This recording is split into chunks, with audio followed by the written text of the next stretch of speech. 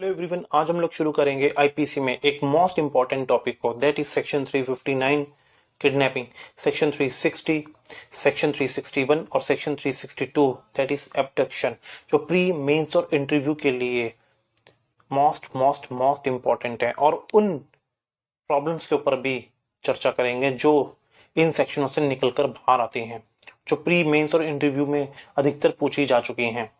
तो आइए शुरू करते हैं सेक्शन 359 से। सेक्शन 359 में एक प्री का मोस्ट इंपॉर्टेंट क्वेश्चंस निकलकर बाहर आता है। क्वेश्चन इज कि सेक्शन 359 में कितने टाइप्स की किडनैपिंग दी हुई हैं। That is 2 types. First one kidnapping from India, second one kidnapping from lawful guardianship.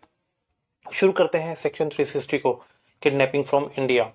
लेकिन एक बार इसे जनरल टर्म में समझें तो जब एक व्यक्ति किसी दूसरे व्यक्ति को भारत की सीमाओं से परे, beyond the limits of India से परे कन्वे कर देता है तो वो भारत में से व्यापारण करता है, यह कहा जाएगा। अब इसकी अगर लैंग्वेज की बात करें तो जब एक व्यक्ति किसी दूसरे व्यक्ति को भारत की सीमाओं से परे उस व्यक्ति की जिसे वो ले जा रहा है या किसी भी ऑथराइज पर्सन के कंसर्न के बिना उसे भारत की सीमाओं से परे प्रवहन कर देता है, कन्वे कर देता है, तो वो भारत में से व्यापारण करता है, यह कहा जाएगा। याद रखिएगा, सेक्शन 360 के लिए कोई भी एज लिमिट प्रोवाइड नहीं की गई है। ये माइनर का भी हो सकता है, टीनेजर का भी हो सकता है और मैच्योर एज वाले पर्सन का भी हो सकता है। अब बात करते हैं सेक्शन 361 में। सेक्शन 361 में 2 प्रकार के व्यक्तियों को व्यापारण किया जा सकता है। पहला माइनर का, दूसरा अनसाउंड पर्सन का। माइनर के लिए जो अगर मेल है तो उसकी एज 16 वर्ष से कम होनी चाहिए और अगर फीमेल है तो उसकी 18 वर्ष से कम होनी चाहिए। और किसी अनसाउंड पर्सन, याद रखिएगा, लेकिन अनसाउंड पर्सन के लिए कोई भी एज लिमिट प्रोवाइड नहीं की गई है। ये किसी भी एज के व्यक्ति को किया जा सकता है। वो माइनर भी हो सकता है, टीनेजर भी हो सकता है, मैच्योर एज भी हो सकता है और वो फीमेल भी हो सकती है, मेल भी हो सकता है। जब इन व्यक्तियों को वो विधिपूर्ण संरक्षता में से ले जाता है या बहका के ले जाता है उनकी कंसेंट के बिना, तो वो विधिपूर्ण संरक्षता में से व्यापारण करता है, यह कहा जाता है। फॉर एग्जाम्पल, मान लीजिए एक बच्चा घर के आंगन में खेल रहा है और एक दूसरे व्यक्ति उसे उस आंगन से ले जाता है, तो यहां पर उस व्यक्ति को किडनैपिंग के ऑफेंस के लिए लायबल किया जाएगा, चाहे उसके माता पिता उसके पास न हो, वो अंदर हो और वो बाहर खेल रहा हो, लेकिन फिर भी उस बच्चे को लॉफुल गार्जियनशिप के अंदर माना जाएगा। यहां पर लॉफुल गार्जियनशिप को यूज किया गया है। इसके अंदर पेरेंट्स या कोई अदर पर्सन भी आ जाते हैं जिन्हें लॉफुल गार्जियनशिप या तो ट्रांसफर की गई होती है या कोर्ट ने उन्हें अपॉइंट किया होता है। फॉर एग्जाम्पल, मान लीजिए एक माइनर रोज स्कूल जाता है, स्कूल बस से जाता है या स्कूल वैन से जाता है, या जितने समय के लिए वो स्कूल प्रेमिसेस में रहता है, यदि कोई व्यक्ति उस बच्चे को उस स्कूल वैन से या स्कूल बस से या उस स्कूल बिल्डिंग से ले जाता है, तो यहाँ पर उस व्यक्ति को भी किडनैपिंग के ऑफेंस के लिए लायबल किया जाएगा। ये नहीं कहा जा सकता कि वो लॉफुल गार्जियनशिप में नहीं है। जितने समय के लिए वो बच्चा स्कूल में रहता है, उसकी लॉफुल गार्जियनशिप उतने समय के लिए स्कूल वालों को ट्रांसफर हो जाती है, तो यहां पर उस व्यक्ति को किडनैपिंग के ऑफेंस के लिए ही लायबल किया जाएगा। अब यहां से एक प्रॉब्लम निकलकर बाहर आती है कि क्या जनरल रूल क्या है कि जब एक व्यक्ति किसी माइनर को ले जाता है या बहका के ले जाता है तो उसे किडनैपिंग के ऑफेंस के लिए लायबल किया जाएगा। लेकिन क्या किसी एक्यूज को तब भी लायबल किया जा सकता है जब एक माइनर खुद उसके साथ चलने की कंसर्न दे देता है।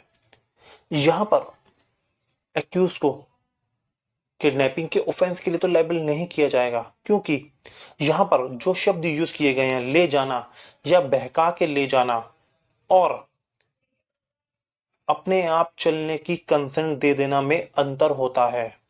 इसीलिए एक्यूज को किडनैपिंग के ऑफेंस के लिए लायबल नहीं किया जाएगा। लेकिन इसका यह मतलब नहीं है कि उसे किसी भी ऑफेंस के लिए लायबल नहीं किया जाएगा। उसे किसी दूसरे ऑफेंस के लिए, लाइक एज एब्डक्शन के लिए या रॉन्गफुल कन्फाइनमेंट के लिए लायबल किया जा सकता है, या किसी अदर ऑफेंस के लिए भी as per the circumstances of the case of the fact के आधार पर किसी दूसरे ऑफेंस के लिए भी लायबल किया जा सकता है। अब बात करते हैं सेक्शन 362 की।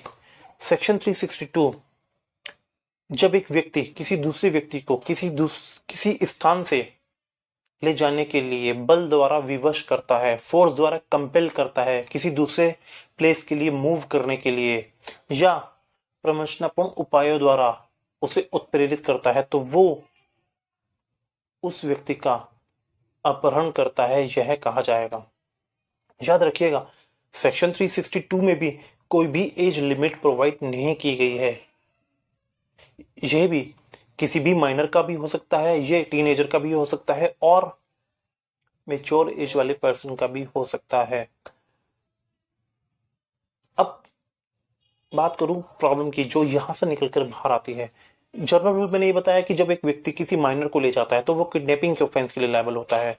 लेकिन जब एक व्यक्ति किसी माइनर को बंदूक के बल पर ले जाता है तो क्या उसे किडनैपिंग के ऑफेंस के लिए लायबल किया जाएगा या एब्डक्शन के ऑफेंस के लिए लायबल किया जाएगा? यहां पर एक्यूज को एब्डक्शन के ऑफेंस के लिए लायबल किया जाएगा, क्योंकि यहां पर उसने उस माइनर को पिस्तौल दिखाकर, मतलब बल द्वारा विवश किया कि वो किसी दूसरी प्लेस पर मूव हो।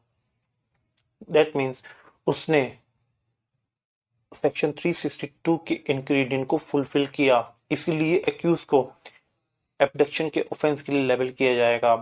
और ये जो फैक्ट एक बहुत ही landmark judgement, that is Gurucharan versus state AIR 1972 supreme court के केस में हेल्ड हुए।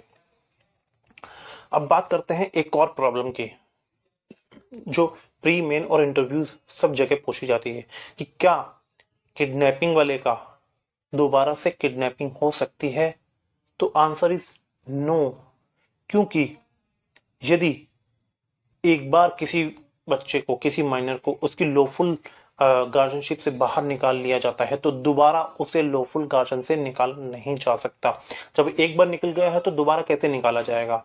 और किडनैपिंग कंटिन्यू ऑफेंस नहीं होता, ये निरंतर चलने वाला अपराध नहीं होता।